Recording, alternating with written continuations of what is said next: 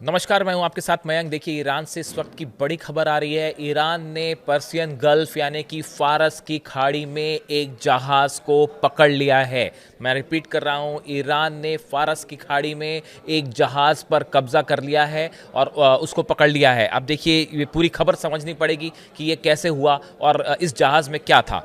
जो ईरान की तरफ से बात कही गई है उसमें कि एक जहाज़ जिसमें स्विट्ज़रलैंड का फ्लैग लगा हुआ था। देखिए, स्विट्ज़रलैंड का फ्लैग लगा हुआ था। ये फारस की खाड़ी में गैर कानूनी तरीके से इलीगल ऑयल लेकर जा रहा था। इलीगल ऑयल की स्मगलिंग हो रही थी, इस तरह का आरोप ईरान की तरफ से लगाया गया है। और जैसे ही ईरान के रडार्स पर ये लोकेट हुआ, जीपीएस सिस्टम पर ये लोकेट हुआ जहाज़, इसको चेक किया गया कि इस जहाज़ में कहाँ का है और क्या चीज़ें हैं, तो पता चला कि इसमें 3,50,000 लीटर जो है वो स्मगल्ड फ्यूल है। 3,50,000 लीटर, बड़ा अमाउंट है ये जहाज़ जो है, बताया जा रहा है कि इससे जो है इसके ज़रिए गैर कानूनी तरीके से तेल को, ऑयल को, क्रूड ऑयल को ले जाया जा रहा था, जिसमें स्विट्ज़रलैंड का फ्लैग लगा हुआ था। तो शायद ये स्विट्ज़रलैंड ले जाने की कोशिश थी इसको, या किसी दूसरे देश को। हो सकता है कि स्विट्ज़रलैंड का जहाज़ हो लेकिन तेल कहीं और ले जाया जा रहा हो। इस बात की जाँच चल रही है।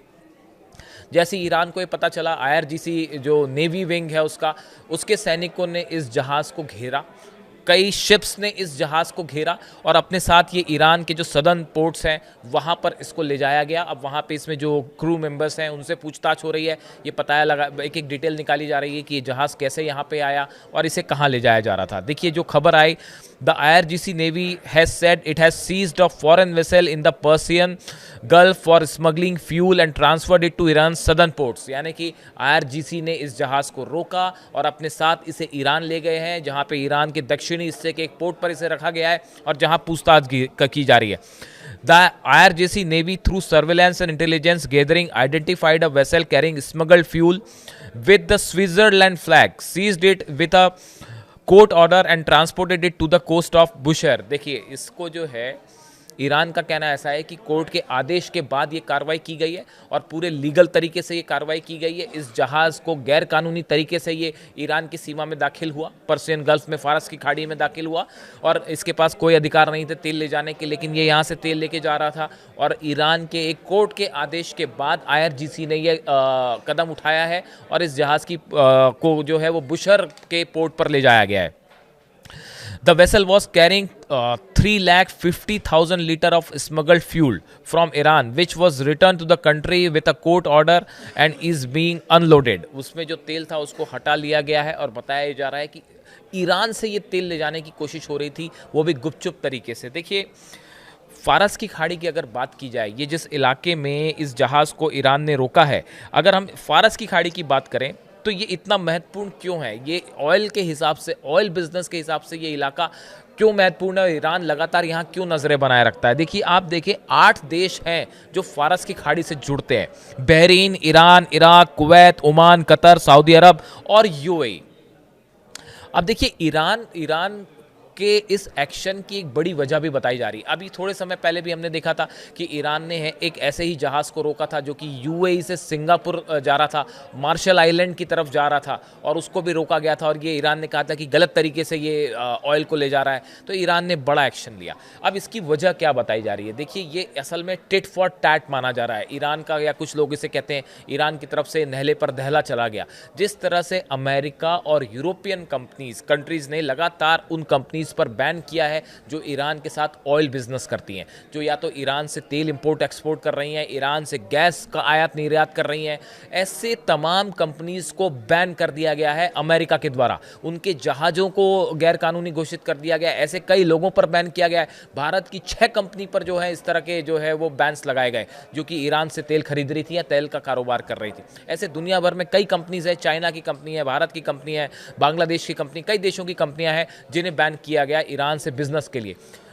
ये कहा जा रहा है, एक्सपर्ट ये बता रहे हैं कि अब इस तरह की कार्रवाई करके ईरान ये बताने की कोशिश कर रहा है कि अगर आप हमारी कंपनीज पर बैन लगा सकते हैं, हमारे जहाज़ों को रोक सकते हैं, तो हम भी आपके जहाज़ों को रोक सकते हैं। तो इसे टिट फॉर टैट की तरह माना जा रहा है कि अमेरिका के नहले पर ईरान का दहला कि अगर आप हमारे जहाज़ रोकेंगे, हमारा कारोबार रोकेंगे, तो हम भी आपके कारोबार को रोक सकते हैं।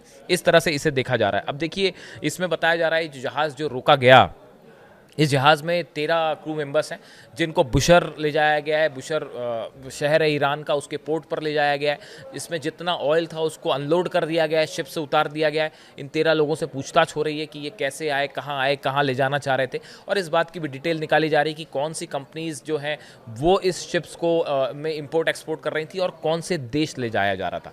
देखिए मैंने आपको पिछले वीडियो में भी बताया कि किस तरह से जो है ईरान के ऊपर, ईरान के ऑयल व्यापार को रोकने के लिए किस तरह से कोशिश हो रही है, लेकिन उसके बावजूद सिंगापुर, इंडोनेशिया, मलेशिया, मालदीव, ये वो तमाम देश हैं जिनके पोर्ट्स के ज़रिए ईरान बड़े लेवल पर ऑयल का इंपोर्ट एक्सपोर्ट कर रहा है। और ये भी बात साफ है कि जब जब ईरान पर बैन हुआ, जब जब ईरान के ऑयल के व्यापार को रोकने की कोशिश की गई, ईरान का ऑयल व्यापार और बढ़ा है। ये एक हकीकत है। और बहुत सारी कंट्रीज़ ऐसी हैं, उसमें यूएई भी शामिल है, कई सऊदी भी शामिल है। भले वो अमेरिका के साथ खड़ी दिखाई दे, लेकिन जब भी ऑयल की बात होती है, जब भी ऑयल के समंदर के ज़रिए, पोर्ट्स के ज़रिए ऑयल बिजनेस की बात होती है, तो ईरान को का ऑयल जो है वो हर देश में सप्लाई होता है, चाहे लीगल तरीके से चाहे इलीगल तरीके से। इस सूरत में ईरान के ऑयल को कंट्रोल करने की जितनी कोशिशें हैं वो फेल ही होती दिखाई दे रही हैं। और अब की बार ईरान ने टिट फॉर टैट का फैसला लिया कि अगर आप हमारे कंपनीज रोकेंगे, हमारे जहाज़ रोकेंगे, तो हम आपके भी जहाज़ रोक सकते हैं। इस जहाज़ का आगे क्या होता है, इससे जुड़ी जो भी जानकारी होगी वो हम आप तक पहुँचाएंगे। और फारस की खाड़ी में लगातार ईरान का बढ़ता प्रभाव और दबाव वेस्टर्न कंट्रीज़ के व्यापार के लिए नुकसानदेह भी साबित हो सकता है। इससे जुड़ा जो भी अपडेट होगा आप तक पहुँचाएंगे। Thank you so much.